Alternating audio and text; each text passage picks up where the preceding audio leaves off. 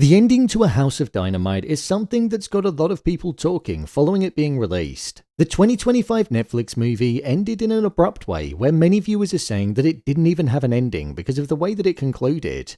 Well, after reliving the same 20 minutes 3 times over the course of the runtime of the film, I wanted to share the different reasons as to why the movie decided to conclude like that, what it truly means for the story and the future of it. Here is why A House of Dynamite didn't have an ending. Just to let you know, this video will contain spoilers.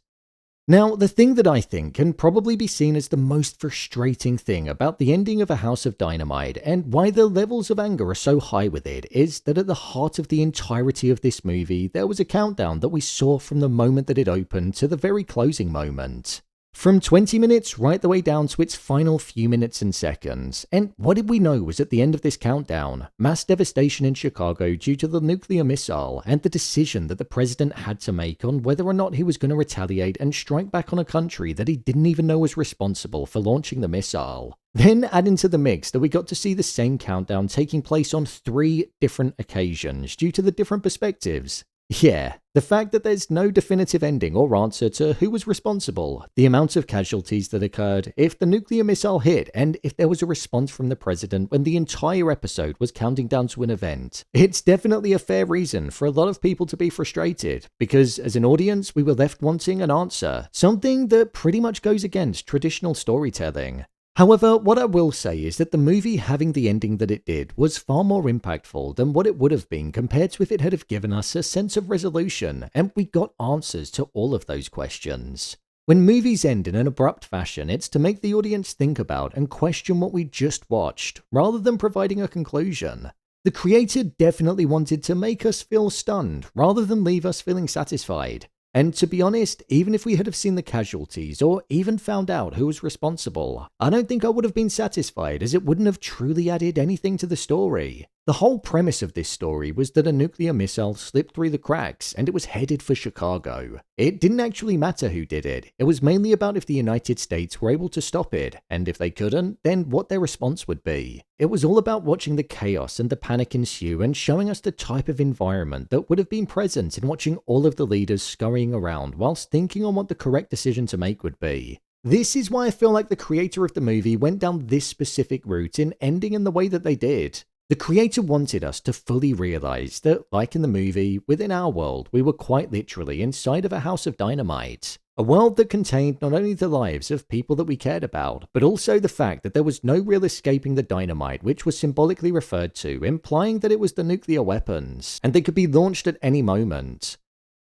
What we were watching unfold within the movie, from the chaos that was occurring across the United States as those in charge were battling with the decision on what to do, to the everyday tasks that the regular civilians were doing, it made us realize that our experience would most likely be the same. We'd be out and about, cracking on with our morning, not knowing that anything bad was about to happen, and that's quite a harsh reality to realize when it hits. Sorry to interrupt the video, but if you're enjoying it so far, I just want to politely ask if you could like the video, subscribe to the channel, and give it some hype points. It'll mean a lot and help the channel out. Thanks. Right. I'd also say that the fading to black hit home the message that no matter what decision the president made, innocent lives were going to be lost due to the missile that was headed towards Chicago. His decision was basically whether or not he escalated it further and retaliated and caused more innocent casualties, as he didn't have a clue who it could have been. So it basically showed that the Third World War could have been started due to the lack of real information and emotional retaliation, happening on just a random day of the week like that. The fact that the president turned to his wife, who didn't have any involvement when it came to making decisions on what to do, also highlighted how in that situation most people would be out of their depth, simply because of the responsibility, as even the president of the United States didn't know what to do. The creator wanted us to make the decision on our own on what the response would have been, and to decide if the president would have killed innocent lives by guessing who launched the attack, or if he wouldn't have retaliated. But like from one side of the divided group that he had, if he didn't respond, the nation could potentially look weak and make them prone to another attack in the future. So it was down to us to decide as the credits were rolling, which I think works better, because it's basically a lose-lose situation. Innocent lives were going to be claimed no matter what the outcome was. That was what we knew for certain, but what happened next was a storyboard for us to complete. When it comes to the small glimpses that we saw outside of the sudden fade to black with certain government officials being selected for evacuation, ensuring their survival, and also us seeing the soldier, Gonzalez, who stepped outside earlier on in the first third of the movie, falling to his knees and breaking down being the final thing, it basically depicted life and death in two separate scenes. Those that were being selected were essentially allowed to survive as they knew what was going on, but the many that were still out in Chicago, such as Reed Baker's daughter, would perish. And then, with regards to the member of staff that was working on hitting the bullet with the hopes of preventing it landing in Chicago, Gonzalez, he was outside breaking down on the ground because the gravity of the situation had hit him.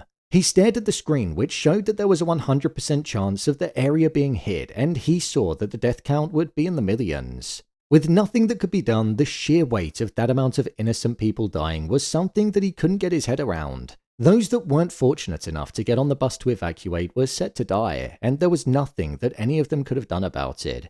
So his reaction, being the final thing that we saw before the credits rolled, also highlighted the sheer death toll that was present and confirmed that it was going to land. Another reason why I feel like the ending of the movie worked so well by having the abrupt nature was because it felt like it connected to how the entire movie started, and also other abrupt moments within it. When the movie opened, the first thing that we saw was the nuclear missile being fired off in darkness, and then it was almost forgotten about whilst the movie opened up. At that point, we didn't truly know what was happening, and with it being the first thing we saw, the importance didn't quite sink in until everybody got in and checked the system. There was no lengthy introduction, it was just bam, straight into the action and the panic, and the ending felt like it mirrored that slightly. The movie made the point that it wanted to make, and then it just concluded because it said everything that it needed to and put the question towards us. I'd also say Reed Baker's death kind of had that feel too, as he just walked up the stairs and walked off the roof without anybody guessing he was going to do that. Personally, I was a fan of the way that A House of Dynamite ended. When it cut to black and the credits started rolling, I started smiling because I thought it was a bold way for it to finish. Giving us a countdown and then not letting us ever see it get to zero. It was brave to do, and I think it supported the point of the movie and allowed the impact that it had to hit even harder.